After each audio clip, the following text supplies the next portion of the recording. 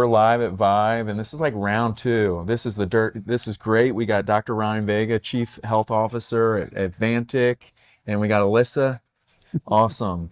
And so we're going to just start it off with, I really feel privileged. I've had you on before, and having you again here in person today.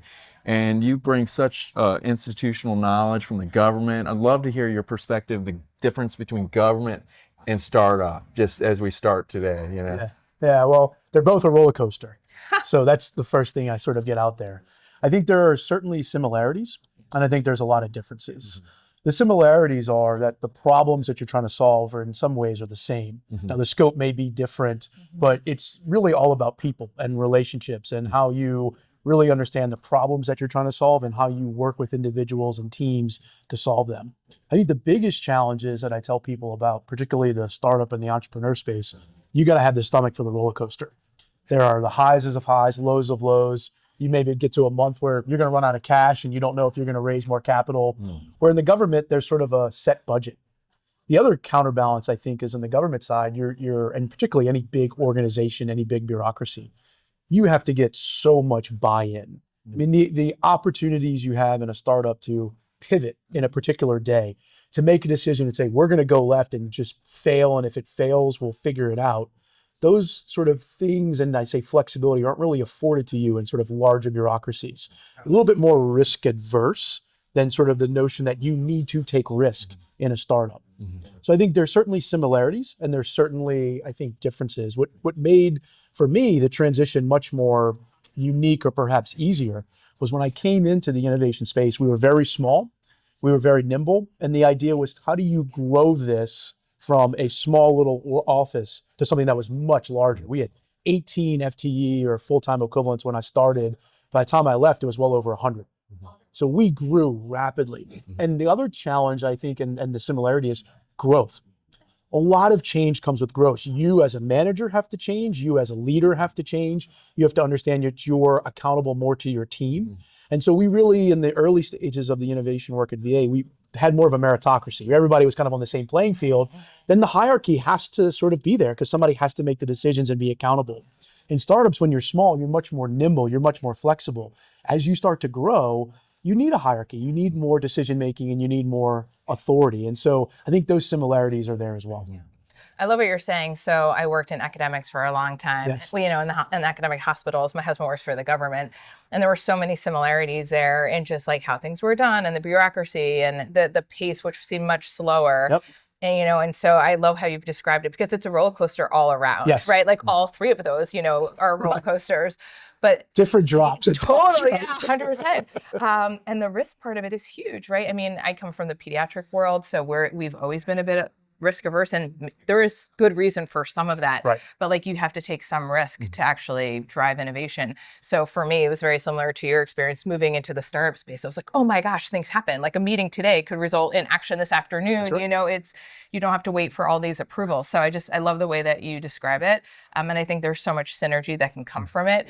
But it's really hard when the paces are different of trying to align the stars to actually move the needle forward. Yeah, so well said.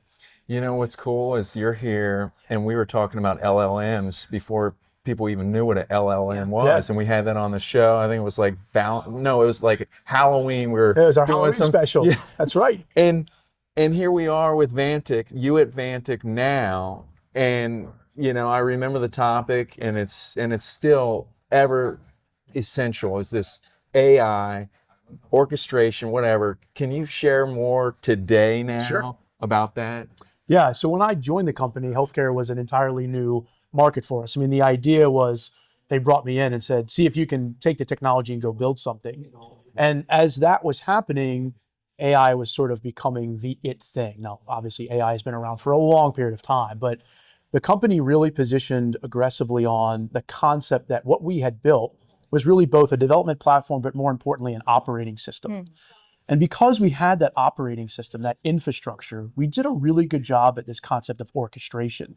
And with the introduction of AI, it's really no different. And what I mean by orchestration is we don't focus on developing a model, so to speak. But as you have more models, as you have more open source models, as you have more applications, how do you bring all of the data together, all the systems together, and then most importantly, the people. Now, whether this is the clinicians, the administrators, or even the patients, everyone's going to be at the intersection of this and the integration into what I call the micro workflow, the integration into the broader workflow, right? As a pediatric emergency room doctor, you have a unique way that you practice. Now, there's an evidence base, but that's going to be very different than your colleagues. That's the micro workflow. And what's really important about getting AI right is, one, it is the opportunity now that we can solve some of those problems.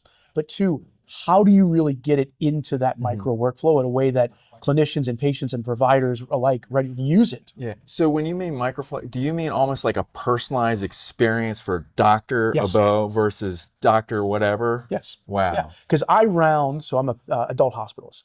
I round differently than my colleagues. That doesn't mean I treat diabetes differently.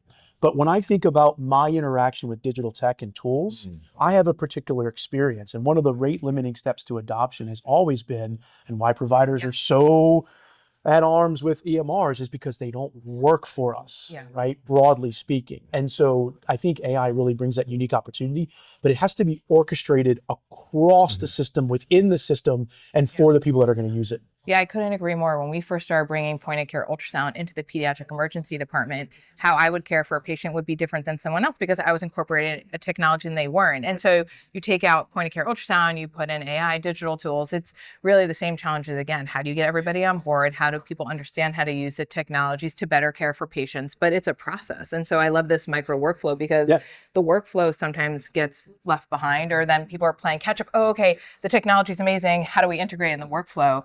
We really need to anticipate these things. Otherwise, there's no adoption to be had. So then I would say that no longer catch up.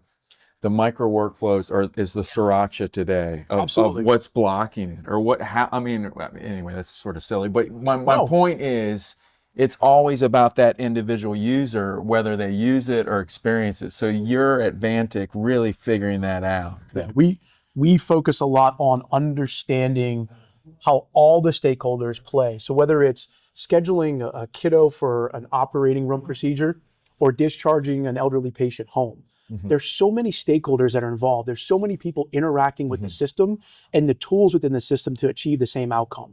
It has to work for all those individuals. And this really becomes important, is understanding all of those different workflows and how you begin to chip away and not just optimize, but really better orchestrate the care continuum, better orchestrate all the people, whether that's nurses and doctors caring for a patient or whether that's a whole care team. It truly is about orchestration, and that's how we think about AI. So how do you design that, like build that from the user experience to like, what does that look like? Yeah. So one of the things that we've done differently in the platform is we build through what's called a visual event handler. And one of the things that I was really struck by the platform is that for the longest time, I would give requirements to the IT folks, and then I would say, I need a spoon, I get back a fork. Now, part of that's my problem as a physician. We're terrible at requirements, okay? And I'm guilty as well. But when you can see the workflow, and I mean actually see, okay, so I'm getting this piece of data, and here's how I'm analyzing it, and here's who the message goes to, I can start to go, no, actually, this needs to go here, and that needs to go here. As a visual representation of what's happening in the system, it does two things. It makes it a whole lot easier for the developers to build, because we hide through abstractions all of that complexity. So they're just drag dropping in some low code. But as the clinicians, I actually see what the tech's going to do. And when I can bring everyone into a room and actually build with them, buy-in starts from day one, instead of going off in a black box and waiting to get the solution back. Wow. I love this. We were talking about this yesterday. There's so much data that you can have data overload. And we were talking about, you don't necessarily also want someone curating it for you, right? You want to be able to have that 30,000 foot view, see how it's being utilized. Okay, yep, for today in the emergency department, this is really relevant for me. But it's good to know that these are the things that are on the sidelines. It helps you take better care of the patients when you have that situational awareness, which in the emergency room as a hospitalist, we want to know. But if we're just like getting all of it and flooded with all the data all the time, then it's hard to sort of sift through that and make any sense of it. So again, like making it actionable so that there's something we can actually use there. That's it. And I'd always tell folks in the sort of digital health world, sending me as a provider a patient's blood glucose log over a month is useless. What do you want me to do with this? Okay, they're high. Are they taking their medicine? Can they afford their medicine? When was it? I still need to talk to the patient. And so in the absence of clinical context, all of this data that people think is usable for us is not. It's just more information that is not actionable. Totally. What providers need is actionable intelligence. Help us provide care better and more timely, and providers will adopt those solutions. But when it's another login, when it's another overwhelming avalanche of data, and you know this as well, it just becomes another thing. Yeah. And then it's, you have all these alarms, and now you're talking about having them at home. There's already alarm fatigue in the hospital. So now you're just adding more alarms, but then who gets notified? Who's liable? Like, you can't create more burden and expect, you have to have some infrastructure around that. So there is that engagement with the patient. Oh, this number is higher. Oh, missed insulin dose. Okay, like, makes sense, right? But without that, it's just a lot of noise, and it's really hard to then figure out like what to do. Yeah, and that's where we think of AI orchestration. So it's bringing AI into the system.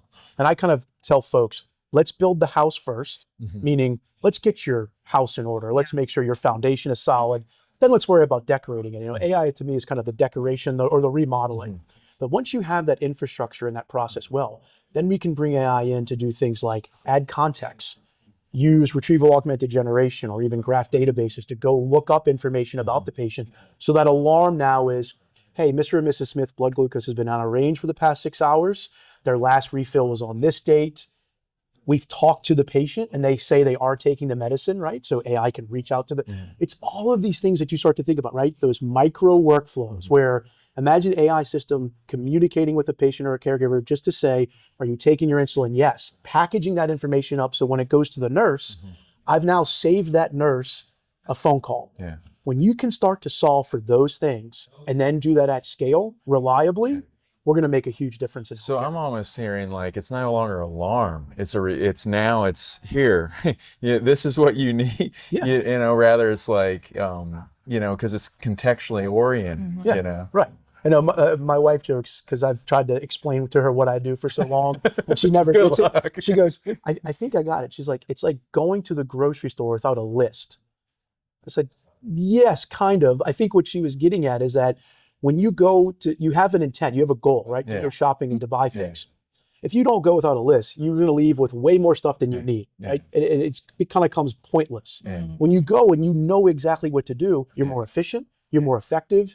You don't spend or overspend, and you get to the point of what you're trying to do quickly. It's so true. This is how it is when I go to Trader Joe's. And even you go and even better than a list, it tells you where you don't need to go. Bingo. Don't go to half that part. Go just to the aisle one, and that's all you need. Then this way. And that's she's conceptualizing and saying, okay, so it's helping you actually be more effective and proficient at the task that you need to perform to accomplish whatever it is.